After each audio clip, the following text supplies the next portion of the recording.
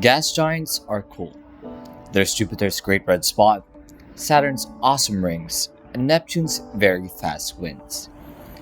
Even outside the solar system, there are many gas giants out there, known as exoplanetary gas giants. Exo meaning outside. All these gas giants have a large core inside of it, an envelope of gas, and maybe a bunch of rings around it. But have you ever stopped to wonder how these gas giants are formed? We are Benjamin Jacob, William Castro, and Harold Scott Chua, and this is our study on how gas giants form. Every gas giant starts with a bunch of small rocks orbiting a star in space. This is known as the protoplanetary disk.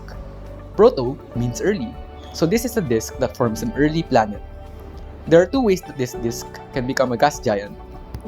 The first way this could happen is when small rocks smash together to form bigger rocks. This will eventually form the core. This process is known as core accretion. The second way is when these small rocks pull on each other because of gravity. They play tug and war, which makes the disk wobble. This is known as disk instability. In our study, we looked at 5 features of the planet. First, the amount of heavy elements like carbon, oxygen, and iron in the star, known as the metallicity. Second, the temperature of the star. Third, the mass of the star.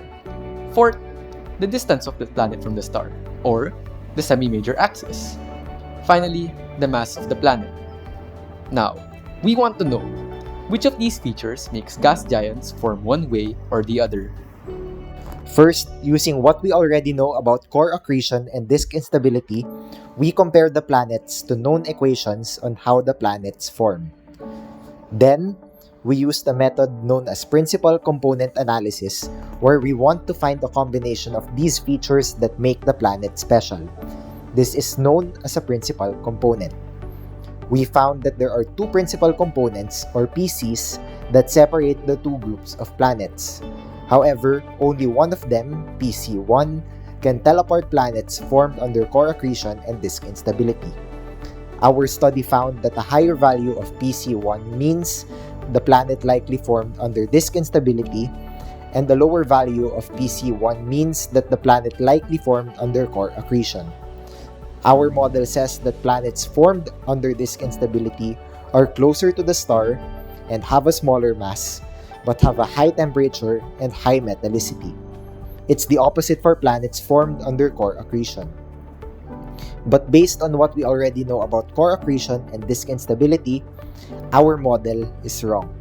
According to various studies, larger values of our discovered PC1 should make the planet form under core accretion, while smaller values of PC1 should make the planet form under disk instability, not the other way around. Therefore, principal component analysis cannot be used to classify planets based on whether they were formed by core accretion or disk instability. Even though our results don't tell us something new, we shouldn't give up on principal component analysis or in studying other planets. Discovering new planets could inspire us to create better tools and instruments for monitoring weather and climate on other planets, even here on Earth. So even as we explore the stars and search for distant worlds, may we turn back and protect our home right here. We are Benjamin Jacob, William Castro, and Harold Scott Chua. Thank you for watching.